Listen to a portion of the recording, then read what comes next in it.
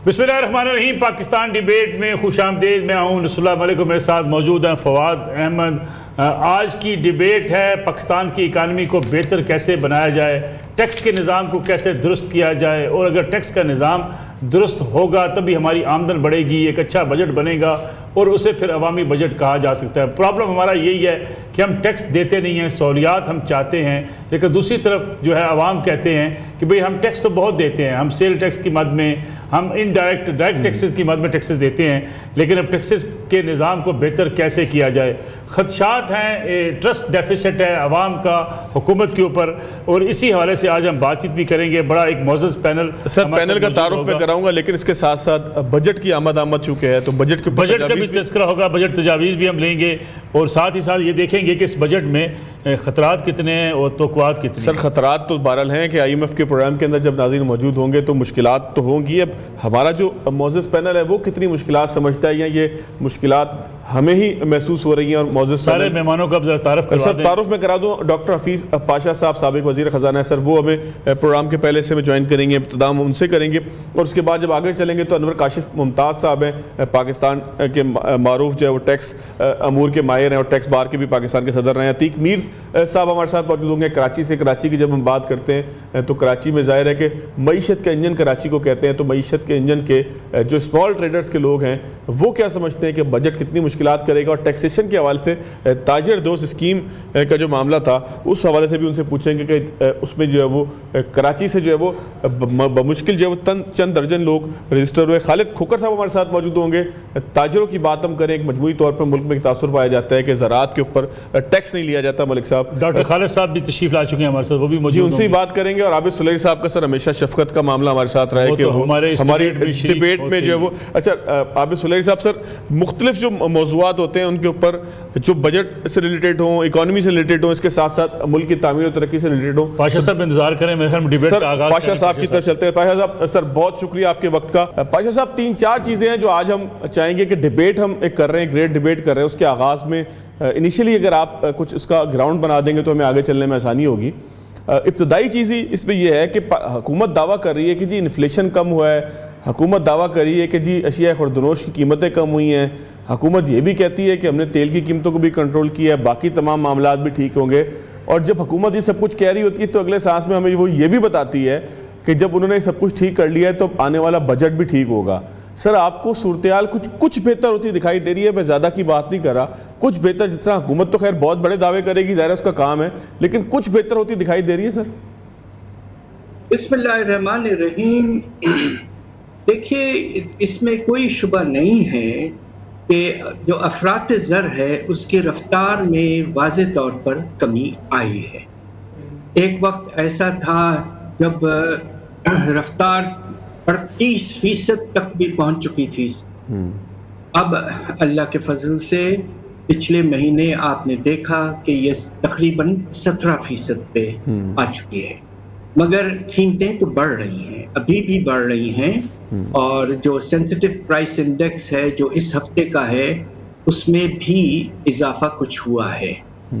ये बात और मेरे ख्याल से भी मुनासिब है कि कुछ हद तक जो कमी आई है अफरात ज़र में, उसमें ख़र्दनोश की चीज़ें जो हैं उनके इन्फ्लेशन में कुछ कमी आई है।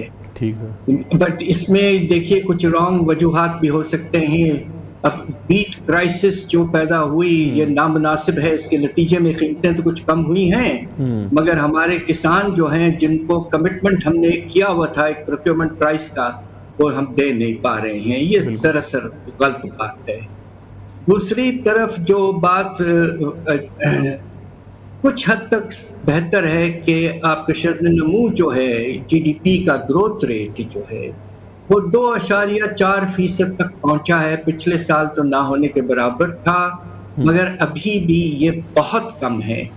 और हमारे जो आबादी की रफ्तार है बढ़ने की, बिल्कुल उससे मिलता जुलता है, यानी कि फी 10 आमदनी में कोई इजाफा नहीं है। और तीसरी बात मैं ये कह दूं कि अभी भी जो अनएम्प्लॉयमेंट रेट है, बेरोजगारी का लेवल, वो बहुत बढ़ चुका है। पाकिस्तान में इस वक्त 9% के लगभग है, जबकि कोविड से पहले یہ 6% سے بھی کم تھا. بالکل ٹھیک. تو مکس پکچر ہے. بس ہم سب کی دعا ہے کہ آہستہ آہستہ حالات بہتر ہوں. سر بجٹ کتنا بڑا چیلنج ہوگا اس تمام صورتحال کو سامنے رکھتے ہوئے کہ جہاں حکومت ریلیف کا دعویٰ بھی کرے, لوگ ایکسپیکٹ بھی کر رہے ہیں, ظاہر نئی حکومت ہے, لوگ ایکسپیکٹ کر رہے ہیں کہ جی اب چونکہ الیکشن ہو گیا ہے, ایک جمہوری عمل آگے چلا ہے تو حالات بہتر ہوں گے, معاملات بہتر ہوں گے. پھر حکومت خود بھی یہ سمجھتی ہے کہ حالات بہتر کرنے کے لیے ان کو جو ہے وہ لایا گیا ہے. تو بجٹ آپ کو کیا لگتا ہے کہ کتنا چیلنجنگ ہوگا؟ پھر ایک رائے یہ بھی پائی جاتی ہے کہ پاکستان میں بجٹ تو صرف اعداد و شمار کا گورکھ دھندا ہوتا ہے, حقیقی طور پر عام آدمی سے یا کسی شخص سے اس کا کوئی لینا دینا نہیں ہوتا. تو سر اس خیال کی بھی تصحیح کر دیجئے گا اگر غلط ہے, اور دوسرا یہ بھی فرما دیجئے گا کہ بجٹ بنانا اور بجٹ پہ پھر عمل کرنا یہ کتنا مشکل لگ رہا ہے IMF پروگرام کے ہوتے ہوئے. یہ بہت اہم سوال ہے آپ کا. اور دیکھیے بات یہ ہے کہ پاکستان جو ہے اس وقت IMF پروگرام میں جانے کی کوشش کر رہا ہے, اور یہ تو آپ کو پتا ہے نا کہ یہ 24واں پروگرام ہوگا. پاکستان ایک ایسا ملک ہے جو بہت ہی زیادہ IMF پہ پروگرام پہ جاتا رہا ہے. اس مرتبہ IMF جو ہے یہ خطرہ ضرور موجود ہے کہ سخت سے سخت پروگرام چاہیں گے. اور اس کی وجہ یہ ہے کہ جو پچھلا 3 سال کا پروگرام تھا 2019 سے 2022 تک, وہ بری طرح سے فیل ہوا ہے. اور اس کے بعد میں IMF جو ہے وہ پاکستان کی پرفارمنس پر ان کو کوئی خاص امید نہیں ہے. البتہ جو ابھی اسٹینڈ بائی فیسلٹی ختم ہوا ہے اس میں انہوں نے کیئر ٹیکر گورنمنٹ کا کام کچھ حد تک اپریشیٹ کیا ہے. دیکھیے بات یہ ہے کہ اگر آپ نے ریونیوز کو بڑھانا ہے تیزی سے, اور خبر یہ ہے کہ یہ تقریباً 12.5 سے لے کر تقریباً 13 کروڑ تک پہنچانے کی بات ہو رہی ہے, اگر ایسا ہے تو اس سال ہم مشکل سے 9 کروڑ کر پائیں گے.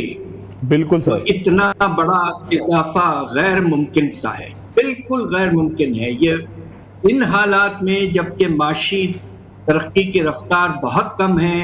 تو 30 سے 35 سے بھی زیادہ فیصد اضافہ FBR کے ریونیوز میں غیر ممکن ہے. پاشا صاحب SIFC کے حوالے سے بہت سی باتیں کی گئی, 1 سال گزر گیا, ان کی کارکردگی پر بھی کچھ لوگ سوالات اٹھا رہے ہیں کہ جی باتیں تو بہت کی گئی کہ جی سعودی عرب سے UAE سے ہمیں امداد آ رہی ہے, ڈاکومنٹس کہاں پہ ہیں؟ لوگ چاہتے ہیں کہ بلیک اینڈ وائٹ ہمیں پتہ چلے کہ SIFC کی کارکردگی کیا ہے, کتنا کچھ ہم اچیو کر پائے ہیں, اور کیا واقعی اس سے ہم معیشت کو بہتر کرنے میں, سرمایہ کاری کو لانے میں کامیاب ہو سکیں گے.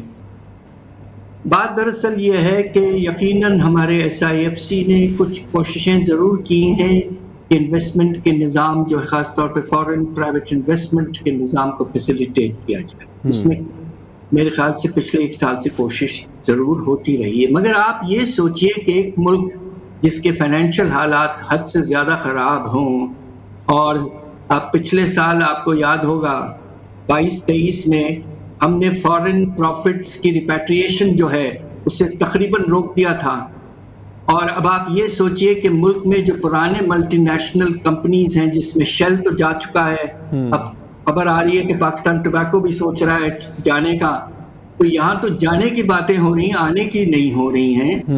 تو یہ پاکستان کے نظام کو بہتر کرنا ہے, اکانومی کو سٹیبلائز کرنا ہے. فورن انویسٹمنٹ بعد میں آئے گا, پہلے نہیں آئے گا. اگر پہلے آ جاتا ہے جی سر تو بہت بڑی اچیومنٹ ہوگی SIFC کی, اور ہم یقیناً سلوٹ کریں گے SIFC. سر ایک آخری اگر کنکلوڈ آپ یہ کر دیں کہ بجٹ اب ظاہر ہفتہ 1.5 ہفتے کی بات رہ گئی ہے, آج 1-2 تاریخ ہو گئی ہے, تو سر اب آپ ایکسپیکٹ کیا کرتے ہیں ایک ماہر معیشت کی طرح کہ پاکستان تمام حالات کو دیکھتے ہوئے کہ جہاں IMF بھی موجود ہے, اپنے ملک کے حالات بھی موجود ہیں کہ جس میں لوگ ریلیف مانگ رہے ہیں, یہ بجٹ ہوگا کیسا؟ غریب مار بجٹ ہوگا, غریب دوست بجٹ ہوگا, انسان دوست بجٹ ہوگا, ملک دوست بجٹ ہوگا, کیسا ہوگا؟ کیا اس کو نام ٹائٹل کیا دیا جائے گا جب یہ ڈاکومنٹ سامنے آ جائے گا؟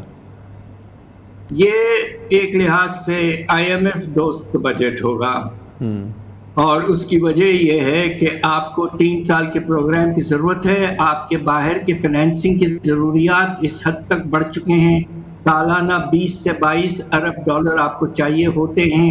IMF की छतरी नहीं होगी तो बड़ा मुश्किल हो जाएगा, और कोशिश ये होनी चाहिए कि पाकिस्तान ये जो 3 साल का पीरियड है इसमें मुनासिब रिफॉर्म्स करे, अपने तिजारती खसारे को कम करे, बजट के खसारे को कम करे, और फिर कोशिश करके सेल्फ रिलायंस की तरफ जाएं। मगर मैं कहता चलूं कि ये बजट जो आ रहा है ये सख्त से सख्त होगा, और इसमें बस हम उम्मीद ये कर रहे हैं कि कुछ हद तक बोझ ज़्यादा जो है वो हमारे अशरफिया और अमीर तबके पे पड़े, मगर अब देखना है कि क्या होता है। और मैं ये भी कहता चलूं कि मुझे परेशानी इस बात की है कि गवर्नमेंट के जो एम्प्लॉइज हैं वो शायद तनख्वाह में एक नुमाया तौर पर इजाफा मांगेंगे, पेंशन्स में भी मांगेंगे, इसलिए कि पिछले 2 साल कीमतों में 60% इजाफा हुआ है।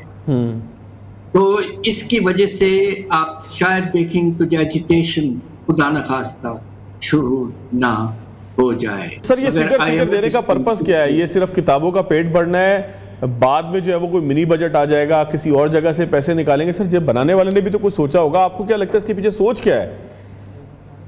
देखिए, अगर आप IMF प्रोग्राम में जाएंगे तो ये जिसे कहते हैं परफॉर्मेंस क्राइटेरिया में शामिल हो जाएगा, और हर क्वार्टर इसका रिव्यू होगा, टारगेट सेट होगा।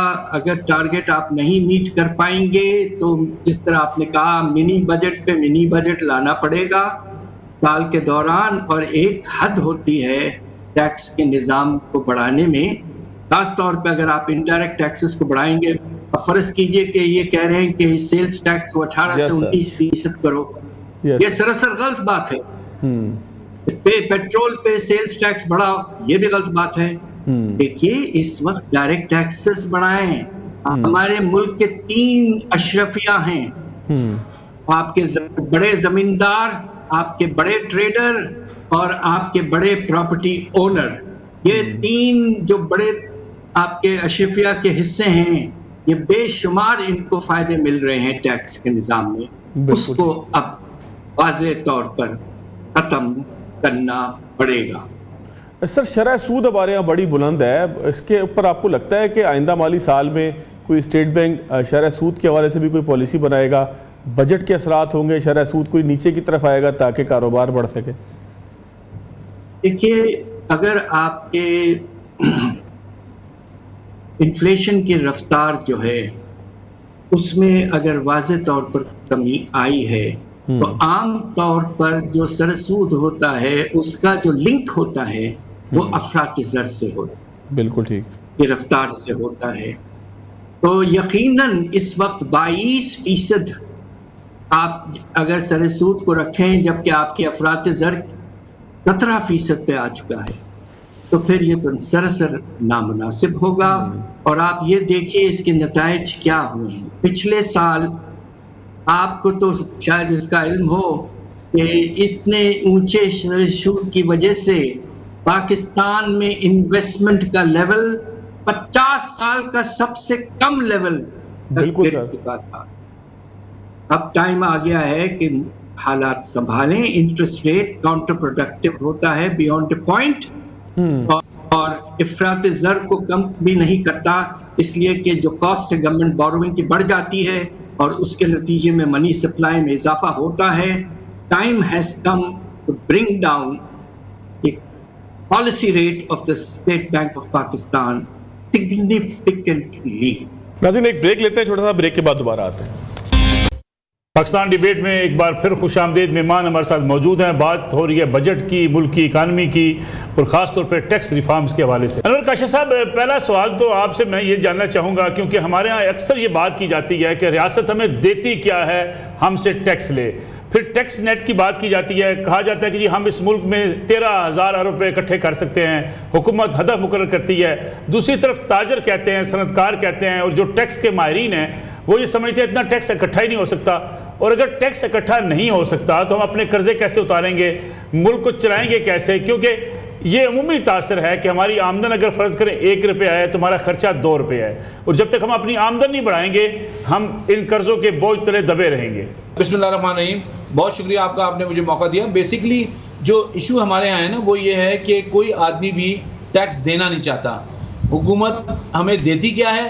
پہلے حکومت کو لینا ہوگا پھر حکومت کو دینا ہوگا۔ یہ سوال جو ہے نا ہمارے، جب بھی یہ سوال آتا ہے، حکومت کوئی بھی ہو، کسی ادوار کی حکومت ہو، لیکن ایشو یہ ہے کہ پاکستان میں جتنا ٹیکس کلیکٹ کیا جا رہا ہے، پاکستان کا پوٹینشیل اس سے ڈبل ٹیکس کلیکشن کا ہے۔ یہ میں بالکل ہی وثوق سے یہ بات کہہ رہا ہوں۔ جس دن آپ ٹیکنالوجی کو انوالو کریں گے بزنس ٹریڈنگ ایکٹیویٹی میں، جس دن آپ صحیح طور پہ لوگوں کو جو ہے ڈاکومنٹ کریں گے، آپ دیکھیے گا اس ملک کی، بیکاز دیکھیں آپ کو گاڑیاں روڈ پہ نظر آتی ہیں، 22% پہ لوگ لیز پہ گاڑیاں اٹھا رہے ہیں۔ آپ کو شادیوں کی ایکٹیویٹی میں پوری ایکٹیویٹی، اکنامک ایکٹیویٹی نظر آتی ہے، وہاں پہ کیٹرر بھی ہوتا ہے، فوڈ والا بھی ہوتا ہے، ڈیکور بھی ہوتا ہے، لیکن وہ سب ان ڈاکومنٹ ہوتے ہیں، وہ کوئی آدمی ٹیکس دینے کو تیار نہیں ہے۔ اس لیے یہ بہت بڑا مسئلہ ہے اس ملک کا کہ ہم منافقت سے کام لیتے ہیں۔ انفارچونیٹلی ہم بات وہ نہیں کرتے جو کہ صحیح بات ہے۔ بات یہ ہے کہ اس ملک کا پوٹینشیل بہت ہے۔ اس ملک میں اس وقت اگر آپ ایک سروے کروائیں کہ گرمیوں میں چھٹیاں شروع ہو رہی ہیں، کتنے لوگ جو ہیں وہ جو ہے اپ کنٹری گئے ہیں، کتنے لوگ عمرہ پہ گئے ہیں، کتنے لوگ جو ہیں پاکستان سے باہر گئے ہیں، تو آپ کو اندازہ ہوگا کہ ڈالر جس ملک میں 280 روپے کے قریب ٹریڈ کر رہا ہو، وہاں سے ڈالر پرچیز کر کے اپنی ایکٹیویٹیز جو ہیں، اپنی پرسنل جو لائف ہے اس کو انٹرٹین کر رہے ہیں۔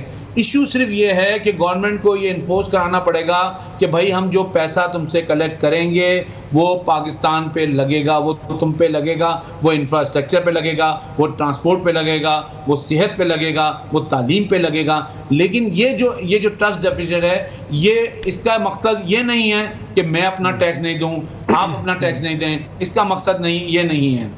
بالکل ٹھیک ہے انور کاشف صاحب، ذرا عتیق میر صاحب کو بھی شامل گفتگو کریں۔ خالد کھوکر صاحب بھی ہمارے ساتھ موجود ہیں، پھر ان کے پاس بھی آئیں گے۔ میر صاحب، ایک یہ خیال کہ تاجر پاکستان کے، خاص طور پہ جب اسمال ٹریڈرز کی بات ہو کہ وہ ٹیکس نہیں دیتے، پھر تاجر دوست اسکیم ہم نے دیکھا کہ ماشاءاللہ کتنی اچھے طریقے سے فلاپ ہوئی کہ اس کے اندر جو ہے وہ چند 100 لوگ بمشکل رجسٹر ہوئے۔ تو پھر تاجروں کے اوپر سوال ہونا، جس طرح میں یہ نہیں کہتا کہ انور کاشف صاحب نے آپ کو جو ہے وہ کوئی مخاطب کیا یا آپ کے حوالے سے بات کی، لیکن ایک جنرل پاکستان میں یہ بات ہے نا کہ ہمارا چھوٹا تاجر ٹیکس نہیں دینا چاہتا، رجسٹر نہیں ہونا چاہتا، تاجر دوست اسکیم کو ناکام کر دیتا ہے، ٹیکس گوشوارے بھرنے کے حوالے سے جو ہے وہ رجسٹرز دکھاتا ہے۔ تو یہ سارے صورتحال تو ہے نا، تو اس کا سلوشن آپ لوگوں کے پاس کیا ہے؟ اس خیال کو آپ کس حد تک جو ہے وہ ٹھیک سمجھتے ہیں؟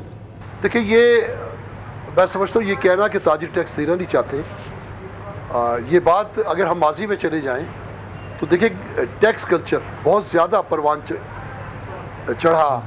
خاص طور پہ کراچی کی بات کرتا ہوں، 80% 90% لوگوں کے ذہنوں میں ٹیکس سے متعلق مثبت سوچ تھی۔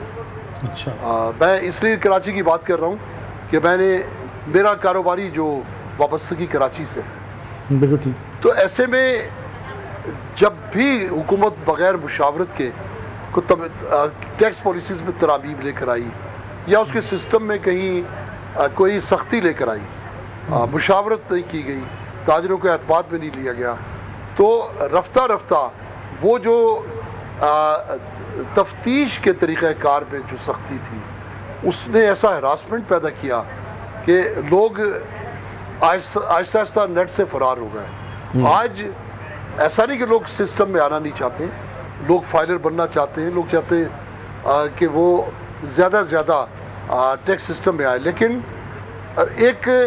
جب ایک بند ڈبے میں کوئی چیز پیش کی جاتی ہے تو ایک تجسس ہوتا ہے کہ اس میں کیا چیز ہو۔ تو جس طرح ٹیمیں آ کے دھمکیاں دیتی ہیں، جس طریقے سے سمیں بلاک کریں گے، دکانیں ماضی میں بھی سیل کر دی گئیں، یہ کہا گیا جس کی 1000 مربع فٹ دکان ہے یا اس سے زائد ہے تو کو سیلز ٹیکس پہ لایا جائے گا۔ تو اس طرح کی، یا اے سی مال میں کوئی کاروبار ہے اس کو سیلز ٹیکس میں رجسٹر ہونا پڑے گا۔ تو اس طرح کے جو قدغن لگائے گئے، جو سختیاں کی گئیں، تو اس کے بعد یہ کہا جائے کہ تاجر ٹیکس دینا نہیں چاہتے، یعنی آپ ایک ایسا پھندا بنائیں اور لوگوں سے کہیں کہ اپنی گردن اس میں پھنسا لیں، اور جب لوگ اس سے بچنا چاہیں تو آپ کہیں لوگ گردن ہی پھنسانا نہیں چاہتے، تو ایسا نہیں ہے۔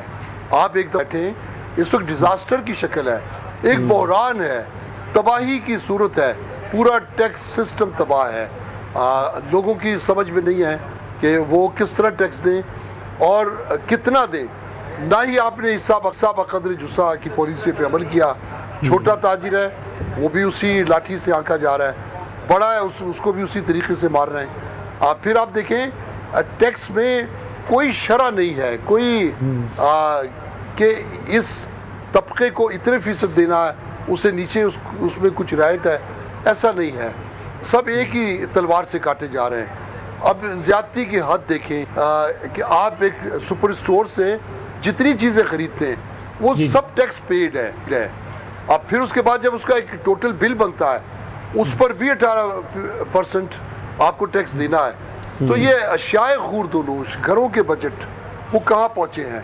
लोग इस किस्म की नाइंसाफ़ियों को देख रहे हैं। लोग समझते हैं कि टैक्स अब उनके लिए एक सुहाने रूह बन गया है। एक बकरी से तवक्को की जाए वो भैंस के बराबर मिक़दार में दूध देगी, तो ये ऐसा मुमकिन नहीं है। अनवर साहब, जिस तरह से अतीक मीर साहब ये फरमा रहे थे कि जी सिस्टम के अंदर कदगनें बड़ी लगाई जाती हैं और सहूलत नहीं है, ईज़ टू डूइंग बिजनेस नहीं है, इसको आम अल्फाज में अगर ये कह लें, और वो ये एक बड़ी अहम बात है कि जो हर फर्द कहता है पाकिस्तान के अंदर कि जी हम पाकिस्तान में जब चीज़ सुपर स्टोर से खरीदना जाते हैं तो ये उस पे ऑलरेडी बड़ी बुनियादी बात है अनवर साहब। ये जो कि अभी फवाद साहब जिसका जिक्र कर रहे हैं कि हर शख्स कहता है जी कि मैंने हर चीज़ पे टैक्स दे दिया है, सेल टैक्स दिया है, मैं खाना खाने जाऊँ मैं टैक्स देता हूँ, मैं कोई चीज़ बाय करता हूँ किसी स्टोर से तब टैक्स देता हूँ, फिर मैं इनकम टैक्स क्यों दूँ? देखिए, अगर आप इनको दो हिस्सों में डिवाइड कर लें तो एक होता है डायरेक्ट टैक्स, एक होता है इनडायरेक्ट टैक्स। ठीक है। अनफॉर्चुनेटली हमारे यहाँ लोग डायरेक्ट टैक्स नहीं देते जो कि आमदन पे होता है।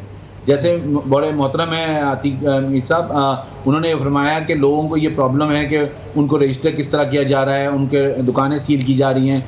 मैं बड़ा मुद्दबाना गुजारिश ही करता हूँ कि आप दुबई का मॉडल देखें। दुबई में 3 साल पहले वैट आया था और उस वक्त जो है हर दुकान रजिस्टर्ड थी। वहाँ ये नहीं कहा गया था कि इसका कारोबार छोटा है या इसका कारोबार बड़ा है, बिकॉज वैट जो है ये जो सुपर मार्केट से टैक्स है ये अतीक मीर साहब या उनके दोस्तों से या उनके मेम्बरान से नहीं लिया जाता, ये मुझसे और आपसे लिया जाता है। तो उसमें वजह क्या होती है उसकी, उनको ये प्रॉब्लम कि डॉक्यूमेंट हो रहा होता है। लेकिन पाकिस्तान की इकोनॉमी में इशू ये है कि हम डायरेक्ट टैक्स नहीं देते। जब डायरेक्ट टैक्स नहीं देंगे तो उसका जब एक्सचेकर को पैसा उनको बराबर करना होगा तो इनडायरेक्ट टैक्स लगाते हैं। ऑल्दो इनडायरेक्ट टैक्स 18% बहुत ज़्यादा है, मैं इस पे कोई दो राय नहीं है, बहुत ज़्यादा है। इससे बाइंग कॉस्ट जो है बढ़ जाती है। लेकिन ये डॉक्यूमेंटेशन की तरफ भी कदम है। आप ये कह सकते हैं कि इसको रिड्यूस किया जाए, लेकिन ये डॉक्यूमेंटेशन की तरफ भी एक कदम है। सिर्फ डॉक्यूमेंट होता है जो जिस सुपर मार्केट से आप ले रहे हैं, एटलीस्ट उसको अपना स्टॉक मेंटेन करना पड़ता है। एटलीस्ट ऐसा नहीं हो सकता दुनिया में अगर आप ट्रैवल करें, आपको दुनिया का हर मुल्क तो पसंद आता है, आप सिंगापुर चले जाएं, मलेशिया चले जाएं, वहाँ ढाबे पे भी आपको जो है ना रसीद निकाल के देता है वो पॉइंट ऑफ सेल की। यहाँ पे पॉइंट ऑफ सेल की जिस दिन से बात हुई है उस दिन से ऐसा ह्यू एंड क्राई है, ऐसा लग रहा है कि जैसे अगर वो डॉक्यूमेंटेशन हो जाएगी उसको 10 तरह से ट्विस्ट किया गया। पहले कहा गया कि उसकी स्क्वायर फीट पे बात की जाए, फिर उस पर बात किया कि वो छोटे ताजिर पे बात की जाए, फिर उस पर बात की कि वो स्टॉक इतना नहीं होता। दुनिया में हर जगह जहां इम्प्लीमेंटेशन होती है वहां गवर्नमेंट की रिट होती है कि उसको इम्प्लीमेंट करें। डॉक्यूमेंटेशन पे कोई कॉम्प्रोमाइज़ नहीं होना चाहिए। अनवर साहब, जो बात करते हैं बाज़ लोग के यूके और यूएस के अंदर जो है वो ठीक है 40% टैक्स है, इनडायरेक्ट टैक्सेस जो है वो बहुत कम हैं। आप अगर ये कंपैरिजन करें पाकिस्तान का यूके के साथ, यूएसए के साथ, वहाँ के टैक्स सिस्टम के साथ, तो हम कितने उससे जो है उस रेशो से हम दूर हैं? सर, इनडायरेक्ट टैक्स वैट जो है यूके में और यूरोप में 22% है, अगर आपकी इत्तला के लिए अर्ज है तो लेकिन वो एक पूरा सिस्टम बना हुआ है, हर चीज़ डॉक्यूमेंट है। हर एक दुकान पे आप जाके खड़े होंगे तो आपको पता है कि ये चीज़ जो है ना, ये जो पॉइंट ऑफ सेल है, ये पैसा नज़र आ रहा है गवर्नमेंट को, ये पैसा एक्सचेकर में इसका जो फॉल है इसका एक्सचेकर में गिर रहा है। विद ड्यू रिस्पेक्ट, जिनको पाकिस्तान में इस वक्त सबसे बड़ा मसला ये हो गया है कि हम बात वो करते हैं जो कि बात हक़ाइक़ पे मबनी नहीं होती, लेकिन टैक्स पे कॉम्प्रोमाइज़ हो ही नहीं सकता। हुकूमत की एक ही आमदनी है, वो टैक्स है। अगर हुकूमत उसको सही इस्तेमाल नहीं करे, आप उससे सवाल करें, उसके खिलाफ एहतजाज करें, वो एक अपनी जगह बात है।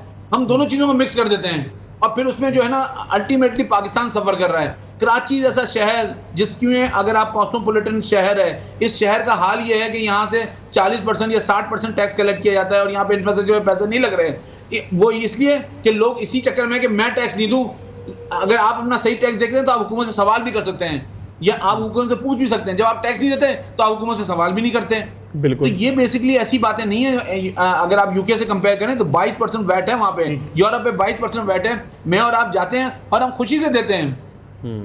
ٹھیک ہے, بالکل ٹھیک ہے. پاکستان ڈیبیٹ میں بڑی اہم بحث ہو رہی ہے, لیکن اس بحث میں اب ایک کمرشل بریک کا وقت ہوا ہے, کیونکہ ہمارا بجٹ جو بنتا ہے وہ اسی بریک کے نتیجے میں بنتا ہے. تو ملک صاحب ایک بریک لیتے ہیں, بریک کے بعد دوبارہ. پاکستان ڈیبیٹ میں ایک بار پھر خوش آمدید. غالب صاحب, اصل جو لوگ کہتے ہیں وہ یہ بھی ایک امید ہمارے یہاں تاثر پایا جاتا ہے کہ چونکہ اسمبلیز کے اندر, پارلیمنٹ کے اندر یا جاگیردار بیٹھے ہیں یا صنعتکار بیٹھے ہیں, دونوں طبقات جو ہیں یہ ٹیکس لگنے نہیں دیتے. اور بڑی تنقید ہوتی ہے ہمیشہ سے ایگریکلچر ٹیکس کے حوالے سے کہ جی زراعت میں لوگ جو ہے مشینری بھی منگوا لیتے ہیں, زراعت میں ان پٹس بھی ہیں, لیکن اس پہ ٹیکس جو ہے وہ نہ دینے کے حوالے سے ایک عمومی رجحان پایا جاتا ہے. ایگریکلچر ٹیکس جو ہے اس کے حوالے سے آپ سمجھتے ہیں کس حد تک ہم دیتے ہیں اور کس حد تک دیا جانا چاہیے؟ دیکھیں جی, مجھے ایز اے کاشتکار ٹیکس دینے پہ کوئی اعتراض نہیں ہے, ٹھیک ہے, لیکن مجھے کاسٹ آف پروڈکشن میں لیول پلینگ فیلڈ چاہیے ریجن کے ساتھ. پوری دنیا میں ایگریکلچر سبسیڈائز ہے, پوری دنیا میں. انڈیا کو صرف انڈیا میرے خیال میں کوئی $100 ارب سے اوپر سبسڈی دیتا ہے ایگری کے اوپر. اب فرق یہ دیکھیں ہماری اور ان کی کاسٹ آف پروڈکشن میں کہ ہمیں یوریا مل رہی ہے 5,000 روپے کی مل رہی ہے اور گندم میں 5500 تک ملی ہے. انڈین کاشتکار کو پاکستانی روپیز میں 800 کی مل رہی ہے.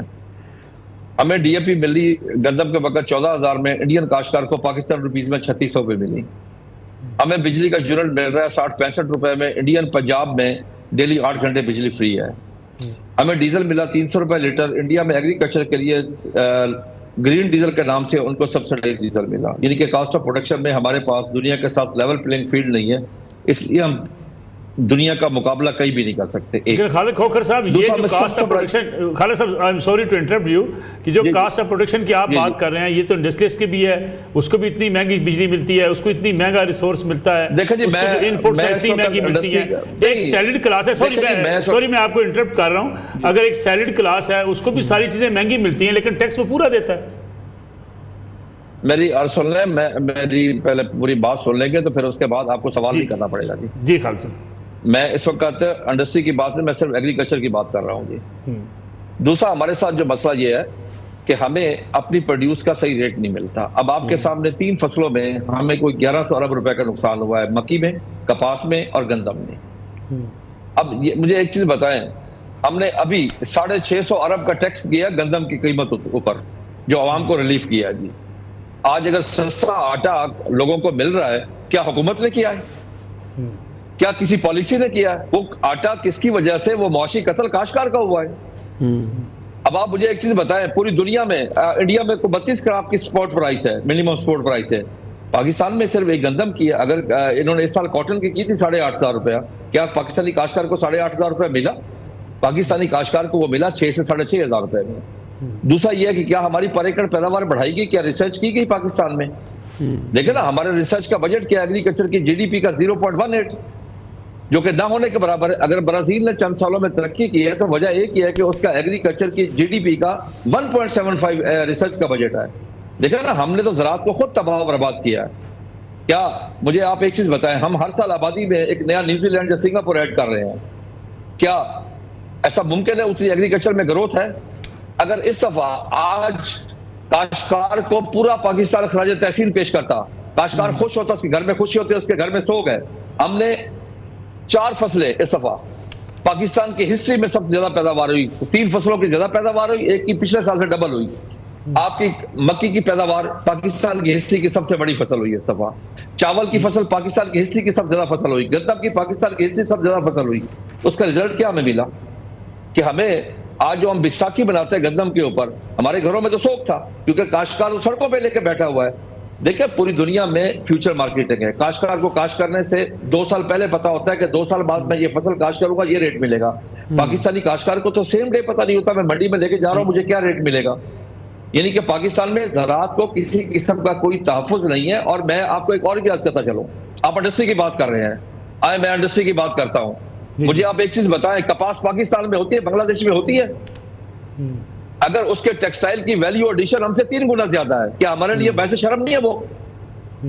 مجھے آپ ایک چیز بتائیں, پاکستانی کاشتکار نے ہینڈ پیک کاٹن دی آپ کو اور اس کو اس کا ریٹ کیا ملا ہے؟ کیا سپورٹ پرائس ملی جو حکومت نے اناؤنس کی تھی؟ دیکھیں نا پاکستانی کاشتکار کے زیادہ 3 سال کے 365 دن 24 گھنٹے وہ کام کرتا ہے، اس کے پاس برات کیا ہے؟ اب یہ تھا کہ پاکستان میں یہاں تک نہیں سوچا کہ آج تک آپ کے ہزاروں کاشتکاروں کے بازو کٹ گئے ٹوکا مشینوں میں، آج تک اس کو کور کیا گیا؟ صرف پاکستان ہے جہاں پہ یہ ٹوکا مشین کور نہیں ہے، صرف پاکستان ہے دنیا میں، اور باقی تمام ملکوں میں اس پہ پاکستان کے کاشتکار کی حفاظت کی جاتی ہے، پاکستان میں ایسا نہیں ہے۔ پاکستانی کاشتکار جب ریٹائرمنٹ کی لائف گزارتا ہے اسے کوئی برات ہے؟ مجھے آپ ایک چیز بتائیں، ایک شخص 365 دن کام کرتا ہے، دن رات سردی گرمی میں کام کرتا ہے، اس کو جب ریٹائرمنٹ ہوتا ہے اس کو کوئی تحفظ نہیں ہے، آپ کی فوڈ سیکورٹی کا ضامن ہے، اس کے مدد مقابل آپ دیکھیں، بے شک ان لوگوں کو برا لگے میری بات، مجھے اس چیز کی کوئی پرواہ نہیں ہے، اگر ایک جسٹس ریٹائر ہوتا ہے اس کو 10 لاکھ روپے مہینہ ملتا ہے، اس کو کار ملتی ہے، اس کو ڈرائیور ملتا ہے، اچھا اس نے فیصلے صحیح کیے ہیں یا نہیں کیے اس سے کوئی غرض نہیں ہے۔ پاکستانی کاشتکار نے کوئی غلط فیصلہ نہیں کیا، کوئی ملکی مفاد کے خلاف بات نہیں کی، پاکستانی کاشتکار نے اپنی انویسٹمنٹ کہیں باہر جا کے نہیں کی، وہ جو اس کا آتا ہے وہیں پہ خرچ کر دیتا ہے ارد گرد میں۔ اس وقت اگر گندم کے پیسے نہیں ملے، آپ ارد گرد کے بازاروں میں جا کے دیکھ لیں، سنسان ہے، کیونکہ اس کی 15-20 ہزار سال کی جو پروڈیوس کی قیمت آتی ہے وہ یہی خرچ کرتا ہے، کیونکہ کاشتکار سے زیادہ محب وطن بھی کوئی نہیں ہے سر، وہ اپنی زمین کا ٹکڑا اٹھا کے کسی دوسرے ملک میں منتقل نہیں کر سکتا، اس کا جینا پاکستان میں، مرنا پاکستان میں، اس کی اولاد ادھر، جائیداد ادھر، تعلیم ادھر، صحت ادھر، اس کا ایمان بھی ادھر ہے۔ اب ایک چیز سنیں، پاکستانی کاشتکار نے ٹیکس اور دیا ہے آپ کو جی ابھی۔ بالکل ٹھیک ہے خالد کھوکر صاحب، ہم دوبارہ آپ کی طرف آتے ہیں۔ انور کاشف صاحب کے لیے بڑے سوالات خالد کھوکر صاحب کی گفتگو سے جو پیدا ہوئے، لیکن بات میں سر خالد صاحب کچھ کہنا چاہتے ہیں؟ جی خالد صاحب، یعنی میں ہمیں اس گندم کے اوپر، ہماری گندم تو خریدی نہیں گئی، ہم نے یوریا کس طرح خریدی سر؟ بلیک میں لی ہم نے یوریا، اس وقت حکومت کی ریٹ کہاں گئی تھی کاشتکار کے لیے؟ کیا کاشتکاری پاکستانی نہیں ہے؟ کیا کاشتکار انسان نہیں ہے؟ ہم نے سر 150 ارب روپیہ اصل قیمت سے زیادہ ادا کی ہے یوریا کے اوپر، صرف یوریا کے اوپر۔ کیا یہ پاکستان میں زراعت کی پالیسی ہے؟ 10 دن کی پالیسی بنتی ہے، دنیا 25 سال کی پالیسی بناتی ہے، یہاں 10 سال کی پالیسی نہیں بنا سکتے؟ کیا ہو گیا کہ جی یوریا کے پلانٹ گیس بند ہو گئی ہے جی، یہ پلانٹ بند ہو گئے جی، مار کون گیا؟ کاشتکار مر گیا، سپلائی اور ڈیمانڈ کا ایشو بنا، اور تو کسی کو فرق نہیں پڑا، اس میں سب نے پیسے بنائے سر، سب نے پیسے بنائے، اس میں کاشتکار لائنوں میں لگا ہوا ہے وہاں پہ۔ بڑی اہم گفتگو چل رہی ہے ملک صاحب، لیکن یہاں پر جو ہے وہ 8 سے 9 کا جو وقت تھا ہمارا وہ اختتام کو پہنچا ہے۔ 9 بجے خبر نامے کے بعد دوبارہ حاضر ہوں گے، ڈیبیٹ کا سلسلہ انہی مہمانوں کے ساتھ جاری رہے گا۔ بہت سی باتیں ہیں، بہت سے معاملات ہیں، چھوٹے تاجر سے لے کے کسان تک سبھی جو ہے وہ پریشان ہیں۔ ریلیف کیسے ملے گا؟ بجٹ کے اندر کیا کچھ ایسا ہوگا جو ریلیف دے سکے گا؟ 1 گھنٹے کے بعد دوبارہ حاضر ہوں گے۔